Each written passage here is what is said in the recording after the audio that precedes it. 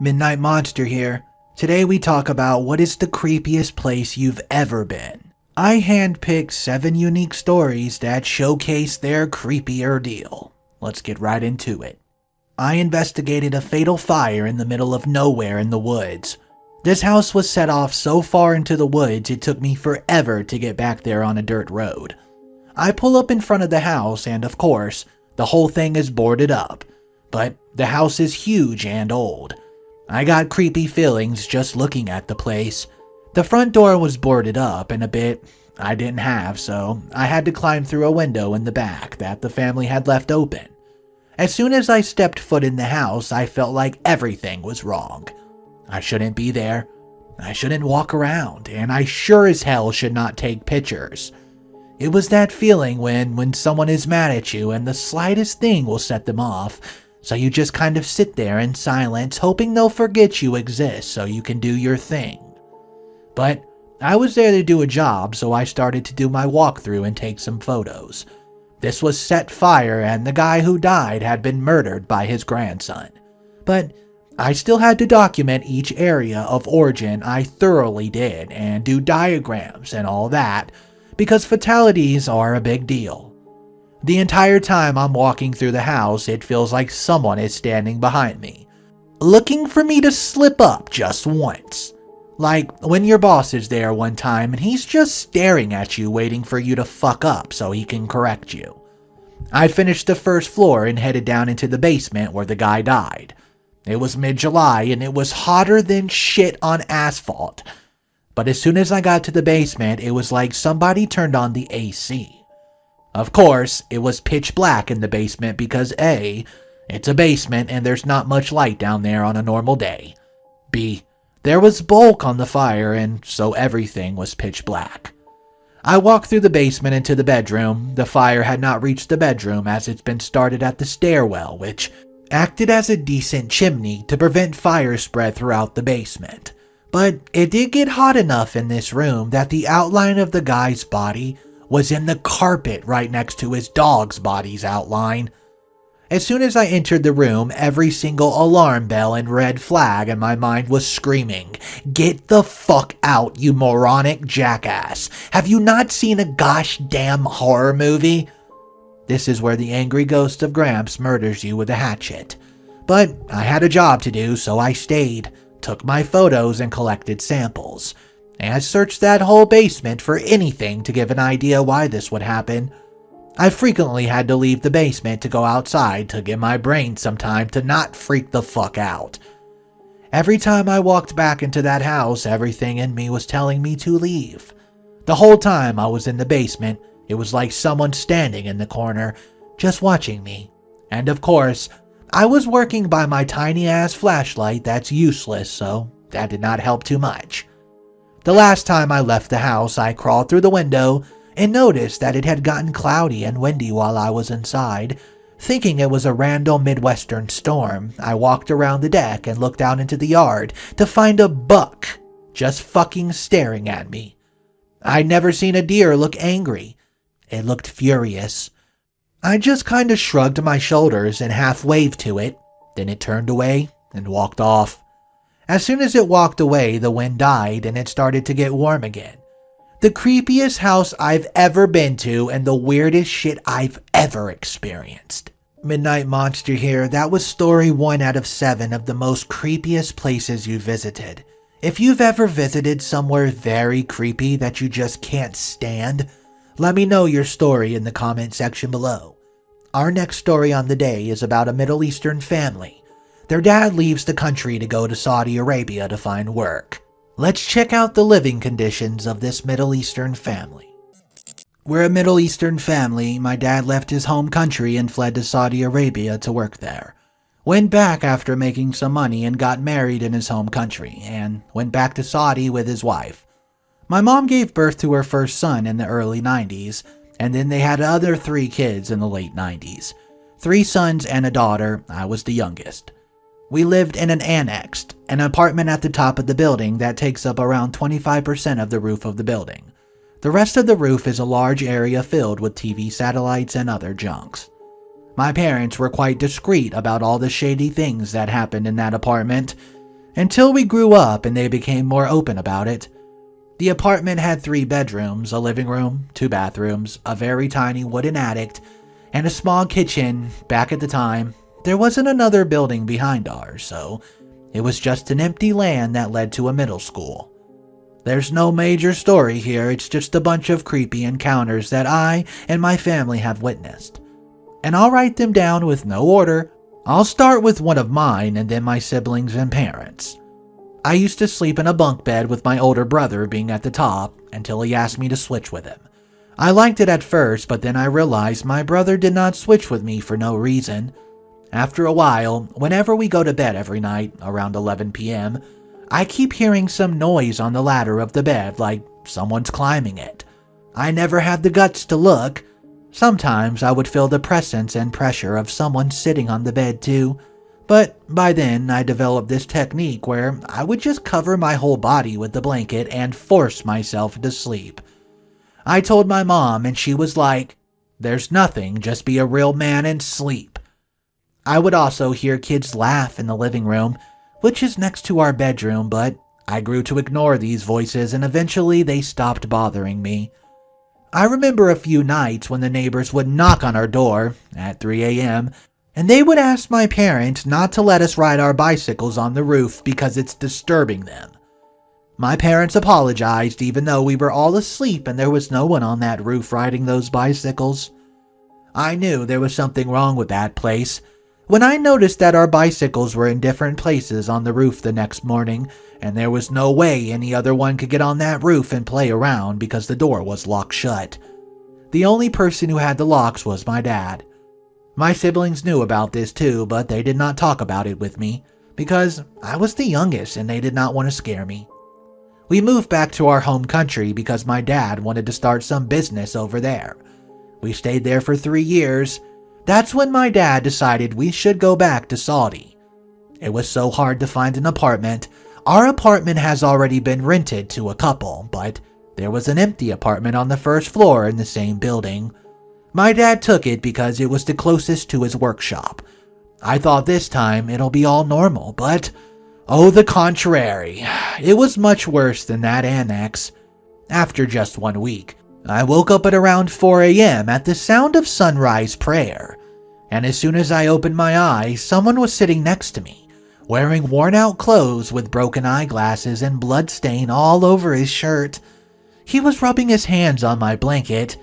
I looked at him and he smiled. That was the scariest moment in my entire life. I felt like I'm going to be killed or something. It wasn't sleep paralysis, because, believe me, I know the difference. I lied my head back and was probably passed out until the next morning. When I told my mom, she said it was just a bad dream. Whatever. And no one at my school believed me. It was like a funny thing for them to do, to make me talk about what I've seen. I just laugh about it. The next day I woke up at the same time. This time there was no one on my bed, but I saw a guy wearing gothic kind of clothes and he was next to my sister playing with her hair. I haven't seen anything else after that one, but I always heard people talking in my room, more like hisses and whistles. Sometimes someone would breathe in my ears while I'm asleep, and sometimes they'd take my pillow away. But that was it. They never even tried to hurt us. I find it fun to talk about it now. My sister was friends, kind of, with our neighbor's daughter. She was with her in school and she told some creepy things about their family. Things I haven't given much attention to at time because I was young, and think that they had something to do with all these shady things. They never close their apartment door. It's always open. Always. My sister also told me that she once saw her friend bathing with her clothes on, and she always smelled so bad. She also told me that the bathroom lock would be unlocked in our apartment sometimes when she was showering. My oldest brother said that he would usually see my mom wandering in the house while he's pretty sure that she's asleep in the bedroom. And when he asked her, she'd say that she was asleep the whole time. My other brother said he once saw 2 shadows dancing on the wall in the living room. My mom opened up about it a few years ago and told me that sometimes she would check on us while we were asleep, and that she'd see us playing in the living room at the same time. She also said that every couple of months she would ask my dad to buy new cups and glasses because they would just go missing for no reason. She said she never knew what was going on, and neither did my dad. But they simply did not want to acknowledge it because it would cause them to be afraid. My dad could not afford to move into another place. She also said that some of my sister's dullness wouldn't be scattered around the house sometimes. She told me that she once saw a man with a long beard in the corridor, and that she ran to her bedroom and locked the door till my dad came back from work. She also told me that when she was at the hospital, before giving birth to me, my dad woke up with another woman next to him. He said she kissed him and told him that she loves him when my dad asked her who she is. She just left the room and he never saw her again. Well, guys, that's everything I can remember. We live in a different country now and we rarely meet. But when we do, we talk about it and laugh as if it was a funny thing to talk about. We never know what was happening, but it was quite an experience. I had a friend who cleaned out and sold foreclosed homes for a living. He once took me on a ride to a house he had to photograph for the bank after it had gone into foreclosure. From the moment we got there, it was so unsettling. It was in the area of a ski resort and the neighborhood was wealthy, but once we stepped inside, it was clear that it had been used for some kind of boarding house for resort staff.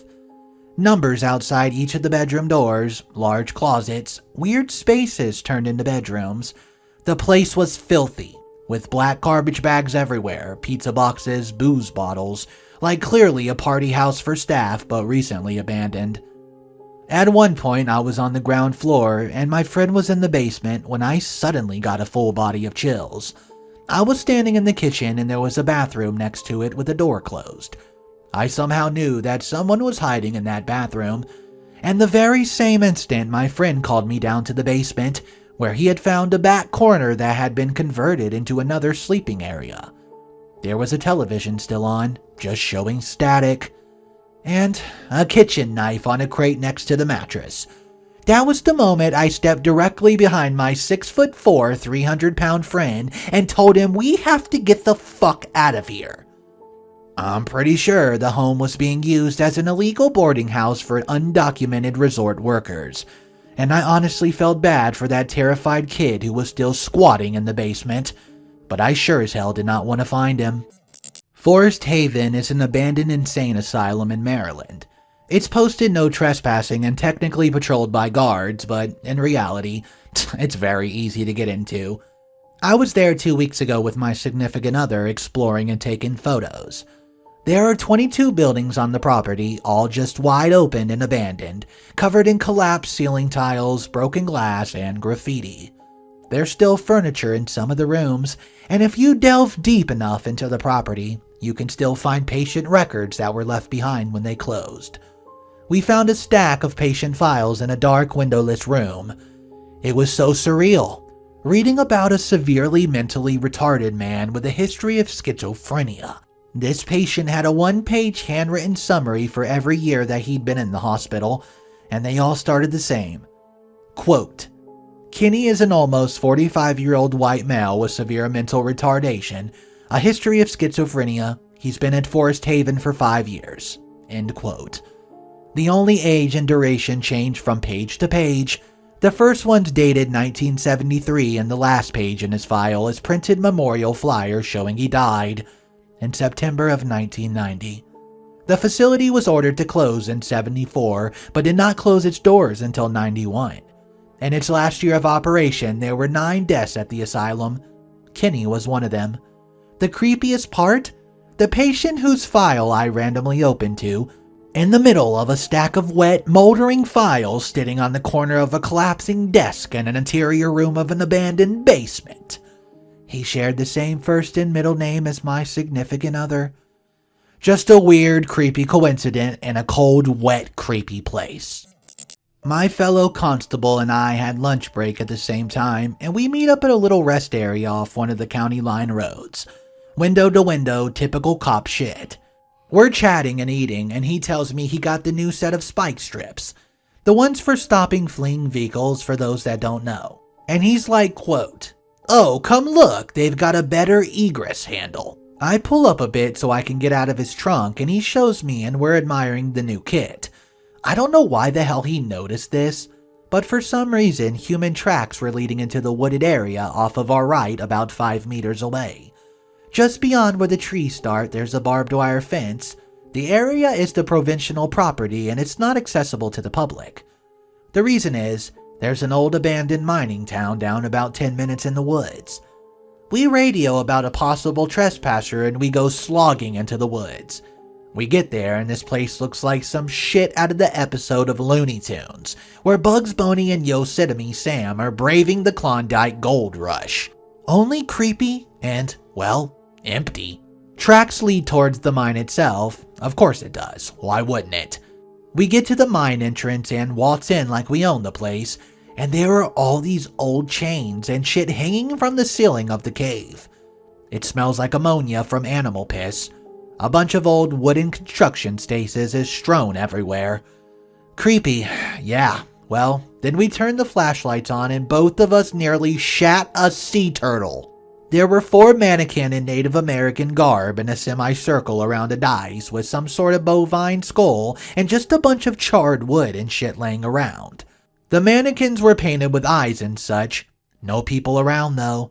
I guarantee the screech we heard was from wind passing through a crevice in the cave. But we both, again, nearly shat a marine reptile. Decided fuck this. Day shift can deal with this crap. Yeah, anyways, that was the creepiest crap I've ever experienced. My worst was on a ghost tour in New Orleans 2 years ago. We went on some fairly non-active, unimpressive places first. Last, almost as if an afterthought it seemed, we ended at this museum on Rampart Street. It was a voodoo museum, and the tour company operated out of. A total tourist trap. There were 4 of us, 2 couples. The tour guide showed us there was a door behind a body bag that was hanging on the wall. She explained behind the door was our last location to investigate for the evening, and we would go in twos as we've done before. My partner and I gone first to the other big location, so we let the couple with us go in front first. The tour guide took us into another room and showed us to a room with some chairs and night vision monitor with our friends on it. They looked to be in a tiny apartment and we could hear they were above us. After not long at all, maybe 3 minutes, they both came back into the room looking shaken. They both said, quote, we don't know what's going on, but there's no bueno. We have to get out. These were not people who were easily rattled. Curious, my partner and I went next. There were a few lights of stairs that led into a small apartment. There was a main room with a door off of it to the left that led to a small bedroom. To the right was a door leading to a gallery kitchen, a narrow hallway, and a bathroom at the end. We walked around in the living room and bedroom. There were some dolls in the bedroom. One was a Chucky doll. Har har har. We heard what may have been a small child giggling at one point. Nothing big and scary. At that point, I was just wondering if they were not a fan of Little Kid Ghost or Chucky. The second we walked across the threshold into the kitchen, everything changed. It was small and cramped with a dirty stove, an empty dirty fridge with the doors hanging open. Nothing remarkable, but it was how it felt. The only way I can describe it is, I instantly had the feeling in my stomach that you get on roller coasters, but not in a good way. My mouth went dry and there was something else that seemed to be building. I tried to shake it off and walk down the narrow hallway to the bathroom. Again, standard bathtub, sink, mirror, but the feeling would not go away. And the second feeling crept up even more until I finally pinpointed it. I felt like there was an incredibly angry, evil, malevolent something that hated me to the core of my being, staring me down from 1/4 of an inch from my face. But it was invisible. This thing hated me like nothing could hate anything on this earth, and it had just met me. And there was not a shred of doubt in my mind that this thing was inhuman. I don't remember if I told my partner I wanted to leave or if I ran out on my own. I honestly don't remember coming down the stairs back to the museum. I just remember being in a chair, hyperventilating, chilled to the bone with fear. The tour guide looked unaffected. I said, "What the fuck is in that kitchen?" Almost crying. She said kinda blandly in monotone, "He doesn't like me much either." and then she told us. This was what's known as the Rampart Street Murder House. A couple who met during Hurricane Katrina lived up there. Their name was Zach and Addie. They were well-known bartenders from the French Quarter. They fought, occasionally, but nothing too serious it seemed. One night, out of nowhere, Zach strangled Addie to death and then dismembered her corpse in the bathtub. He cooked her on the stove, then stored the rest of her in the refrigerator, including her head. He wrote a suicide note, then partied for the weekend and capped it off by jumping off the roof of the Omni Hotel. All of the appliances were the original appliances still.